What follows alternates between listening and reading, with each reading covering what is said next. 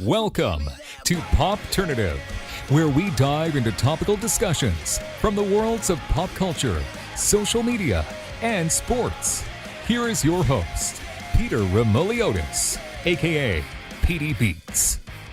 PD Beats here from Popternative, speaking to Matt Lewis about Cobra Kai Season 4 recently dropped on Netflix. He, of course, plays Ron, part of the tournament committee. Welcome to the show, man. It's so good to see you.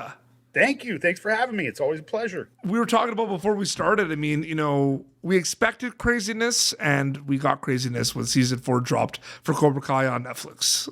Yes, we did. I think it's like the biggest, baddest season yet. And I think that really overall, I think that now that we're in Season 4, we've seen these characters grow. We've seen actors grow into these characters, not just the kids, but everybody.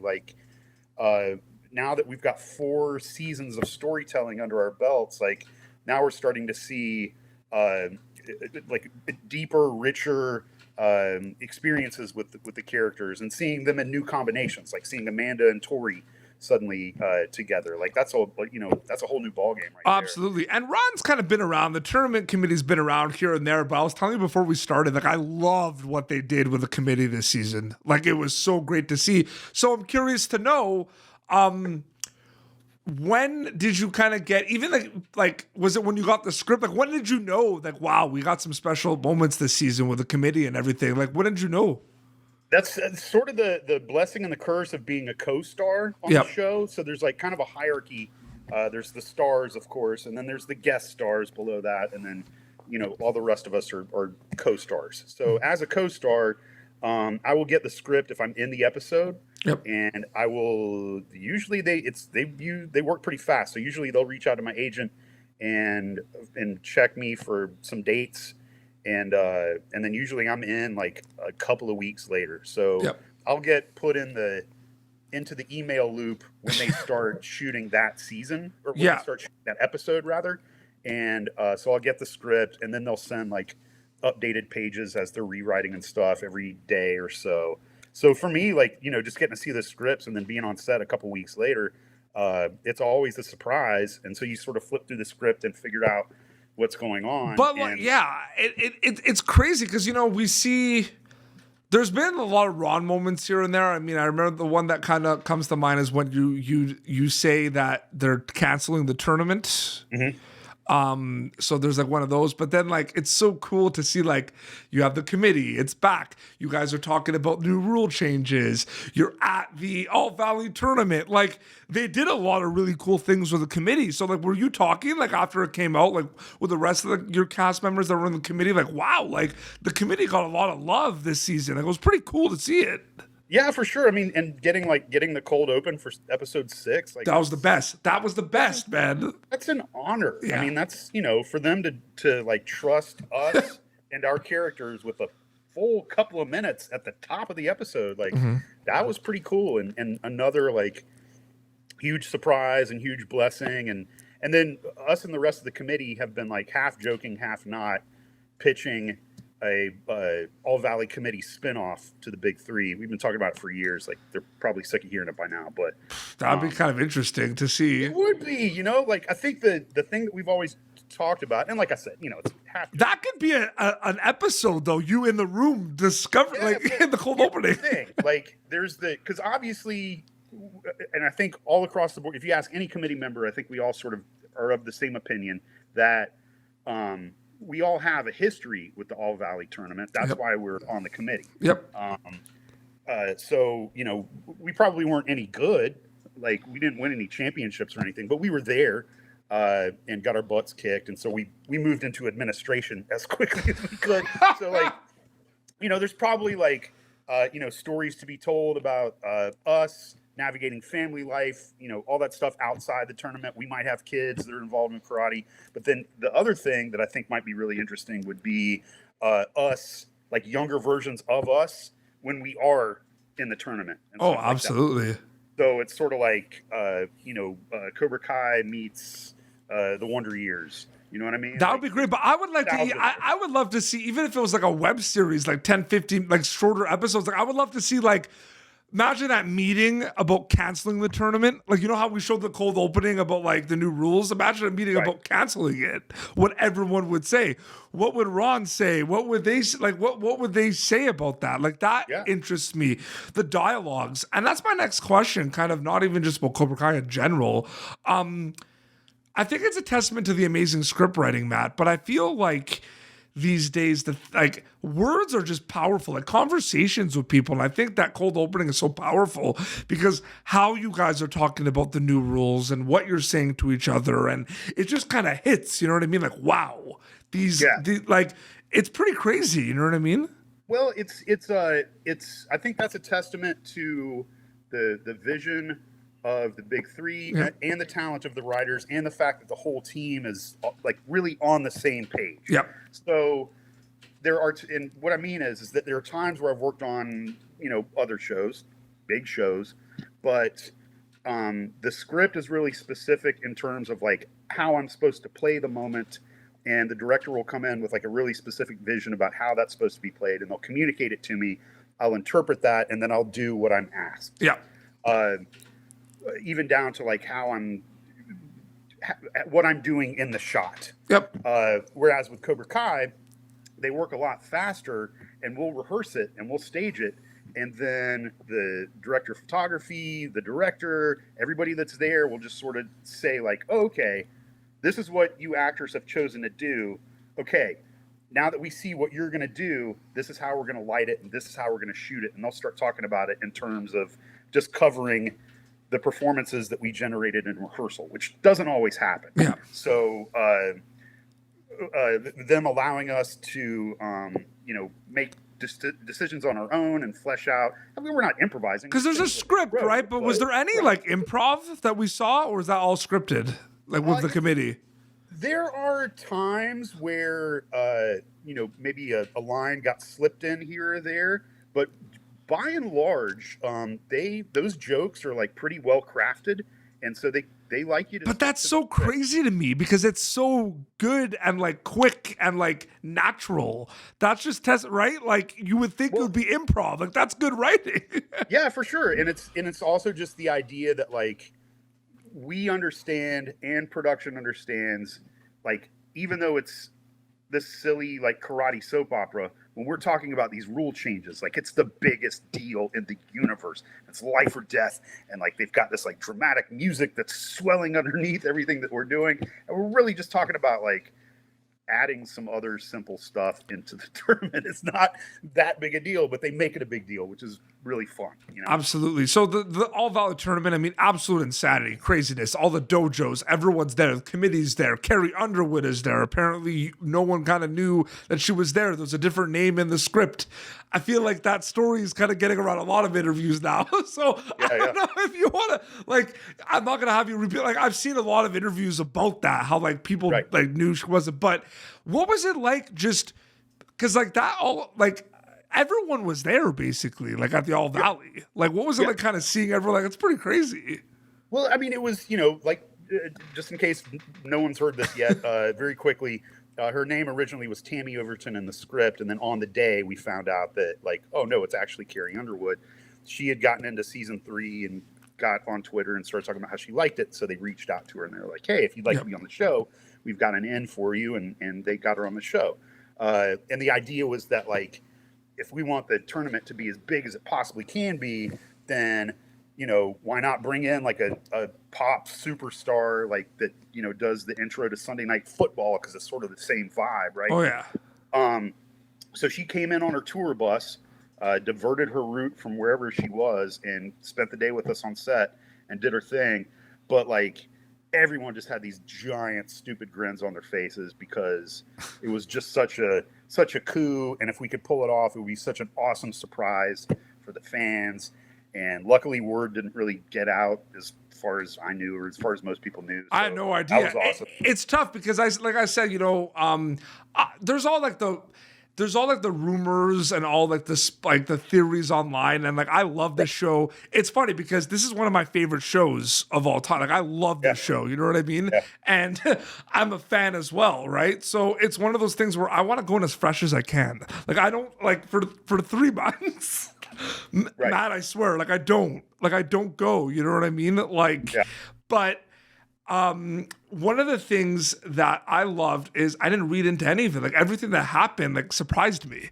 Like for me, finding out that Kenny, played by Dallas Dupree Young, who just was like unbelievable, like superstar, like so good. Yeah. He was the younger brother of Sean. That dude, that was like the moment, like for me, where I fell off my chair almost, man. Yeah, and it's not like not predictable. And it's not the hugest thing ever, like the ending, right? Like right. But it's just, but it makes sense. Like it's not, again, like the writers are just so good. Did you know like, that was happening? No, I didn't. So what did you think about that? Because I feel like that was so cool, man. I thought it was crazy. Like, it blew me away, and then, but also like overall, I think it's really cool that they were able to like seamlessly introduce a whole younger generation of characters. Yep. Because the kids that we've been watching for 4 years now are like getting old. So technically, they are going to graduate from high school soon. So those dynamics are going to change. Yeah.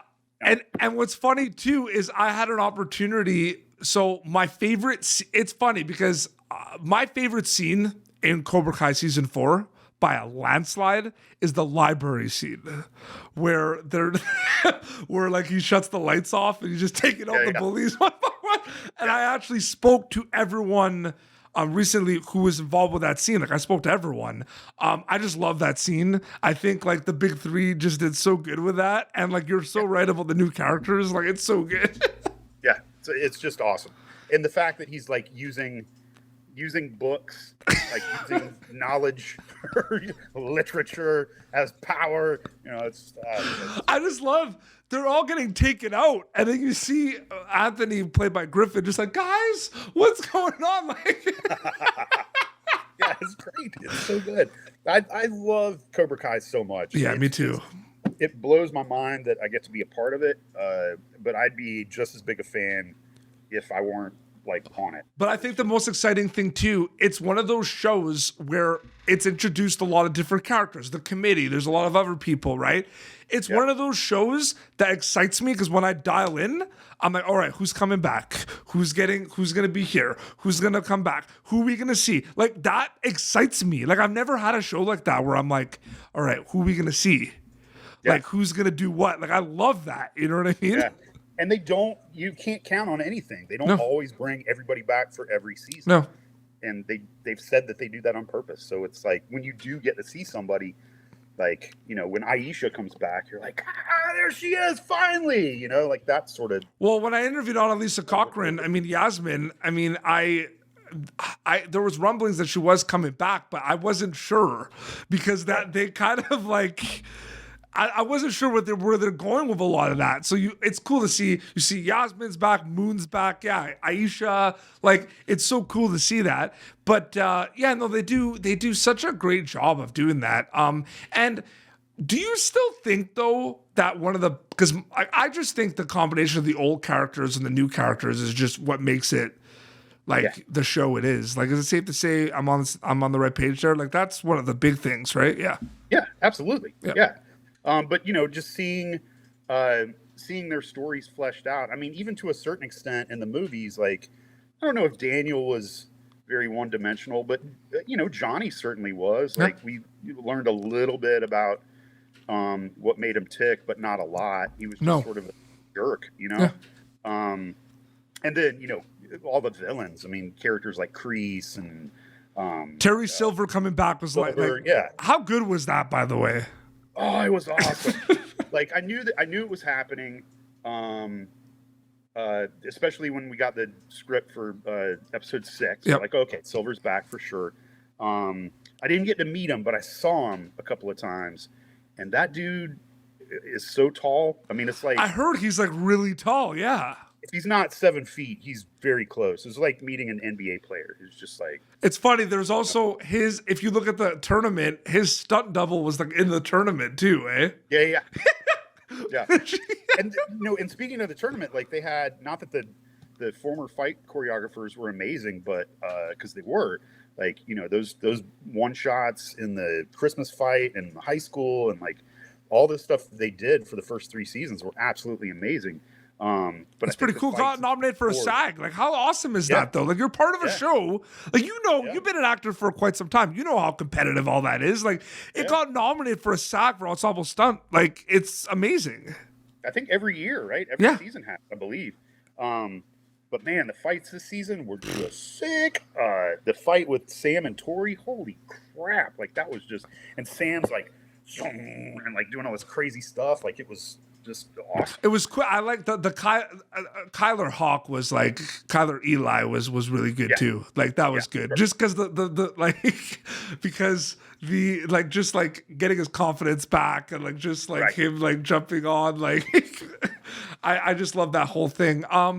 No, it's so great, man, and I'm so happy for you and the committee and everything. But before we wrap up, just a non kind of Cobra Kai question. I mean, you're a storyteller. Matt Lewis's storyteller. Matt Lewis's storyteller. That's what you do. What excites you about storytelling? Reflecting. I mean, not to be too esoteric, but like reflecting humanity back to itself. Yep. I mean, I think that's why we watch film and TV. That's why we watch theater. That's why we read books, because we need. We need to watch other people take a journey from the safety of our seats and learn from their experiences and grieve their experiences or find joy in their experiences. But we can watch characters do it so that we know that we aren't personally going to be harmed, but we can still learn about their grief, their pain, their joy, and that can influence our lives. So, you know, when like George Lucas did not intend to like influence me personally, but you know, the teachings of the Jedi definitely did that and like helped shape my worldviews and my values. And Mr. Miyagi did too. I mean, like, I'm Miyagi-Do for life, and those movies mean a lot to me. But you know, the things that he taught Daniel were lessons that I also took to heart and helped shape who I am today. And so if I'm able to do that for others, like, you know, great. Like, then I'm doing my job, you know? That's amazing. No, that's so true. And I feel like kind of add to that too. I feel like just stories that were like never told that should have been told are also getting told now too. Like, it's about time. You know what I mean? Like, that's a big one, I feel like, as well.